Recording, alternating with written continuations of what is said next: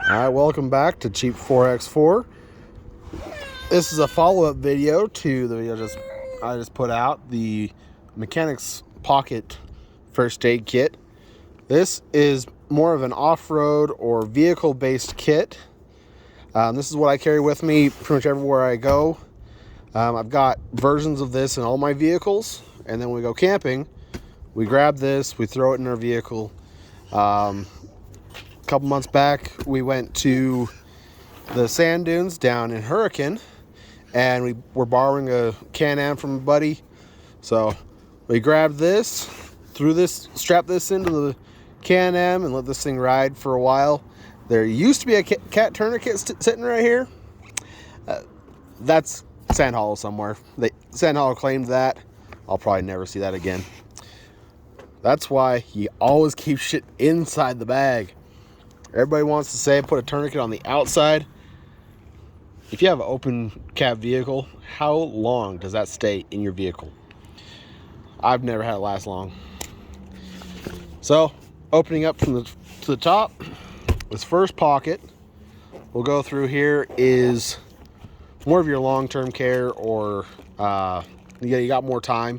That's what these first two pockets are. Some emergency blankets. This is really good for covering people up after they've gotten injured, because they will start to get cold. This will kind of trap some of their heat inside. You can put another person underneath it with them, keep them warm. Or you got heat packs, that works too. Got some tweezers in here. You never know when you might need some of those. Here's some tape, just some medical tape and some duct tape. Always good to have with you.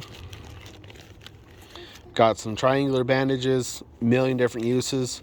A couple of years ago, me and my brothers were out going on a trip.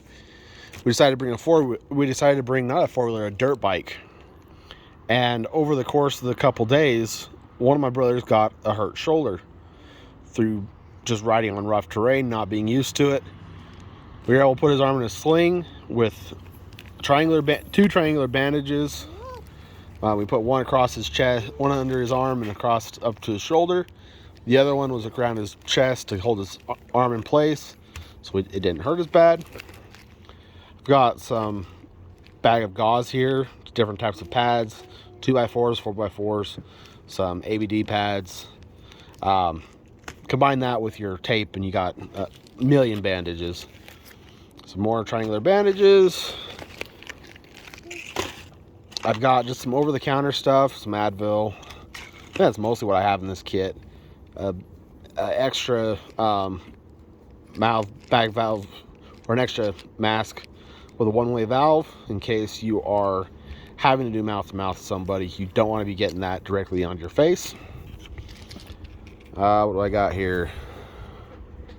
Some antihistamine. My wife's allergic to damn near everything, so she usually keeps a kit with her.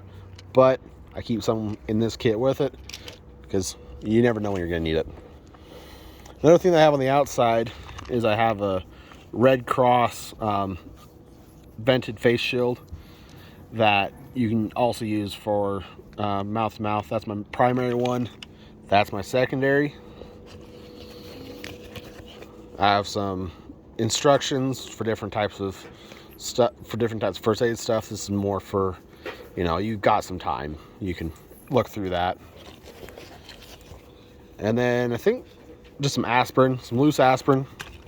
You never know when you're going to need that type of thing. Inside of this bag, I've got a little boo-boo kit. Just Band-Aids, some alcohol wipes. Simple stuff I can give the kids. Some more gauze, some rolled gauze. You can use this for a million different bandaging type things. These are more of a bandaging type kits. I got some tape around some more rolled gauze, some cling, million different uses for that, for bandaging. That's all that is. More boo-boo type stuff, some gauze, that kind of thing. Now into the one that's the real important one, that is life or death up here. I don't carry anything in this bag that I'm not trained to use. So I don't have any nasal pharyngeals. I don't have any needle decompression. I don't I don't mess with any of that stuff. I deal with pressure. I always put pressure on any wound. And then you put pressure on it, it should be able to stop. If it's in the chest cavity, a bandage with your hand over it will seal it off well enough until you can get some help there. And you just hope for the best to a large extent. But this gives you stuff to work with. So in this upper pouch, I have a large bandage. This is just surplus bandage that I got at the surplus store. I love going to the surplus store. You can always find these old bandages that they might not be sterile anymore, but at least they'll, keep the blood in. I've got a large ace bandage for, ankles or arms or whatever that you might roll or break or anything like that. You can use this to make a splint with, anything that you find in your vehicle, cardboard, whatever. Right on top, I've got several pairs of gloves. You can just grab one and rip it open. I've got a 3-inch elastic bandage. It's got this from the dollar store. It does the job. It's not great. I've got some quick clot. This stuff is a necessity if you have people that are on blood thinners, older people that have a hard time with clotting. You're going to want to put that on top of the wound just so that it helps stop the bleeding. I have some compressed gauze for any number of things, wound packing and the like, but it absorbs a massive amount of blood, helps with the clotting process. Stretch, wrap, and tuck tourniquet, SWAT T. It works great. It's like a big elastic bandage. You wrap it around real tight. It cuts off the blood flow. You use that if there's like arterial bleeding and you can't stop it with just a pressure bandage. Speaking of pressure bandages, I've got 2 of them right here. One is an actual Israeli bandage, and one is a North American Rescue ETD bandage. Same type of thing, both 6 inches. Put it around. It helps stop the blood. Triangular bandage. You can never have too many of these things. You can tie it into a tourniquet, or you can use it as a sling, pressure bandage, anything you need to. They're great. Easy, cheap, throw them in all your kits everywhere you can fit them. And then more compressed gauze. I figure if you don't have enough compressed gauze and triangular bandages, then you need to have more of these guys. These are expensive. I think right now these are $8 to $10 a piece.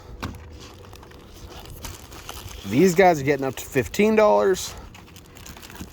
When I bought this, it was like $10. They're almost $25 now.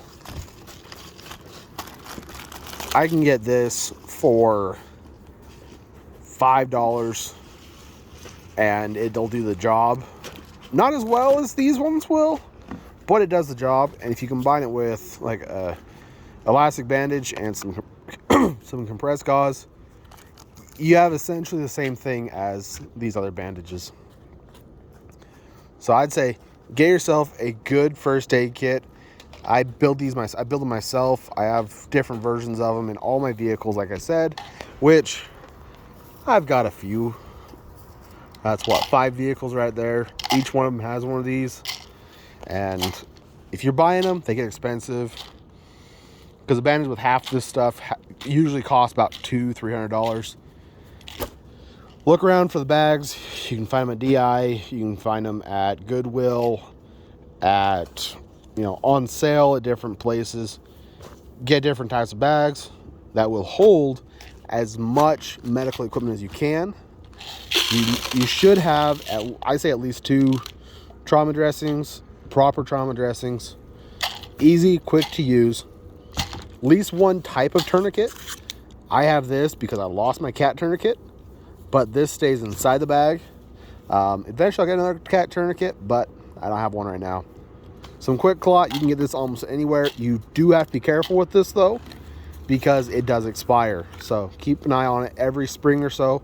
Take a look at it, check, make sure it's not expired. Same thing with all your over-the-counter medicine like your Advil and Aleve, Tylenol, aspirin. Check the expiration date, make sure it's all within date. All the dry bandages should be good for pretty much ever. I usually keep little packets of antibiotic cream inside of this pouch right here. I think they're down there. I'm not entirely positive where they're at. I might be out. I'll need to check on that. But thanks for watching. Make sure you guys have what you need to take care of your family and to keep everybody that you're going to be with safe. All right. Thanks for watching. Talk to y'all later.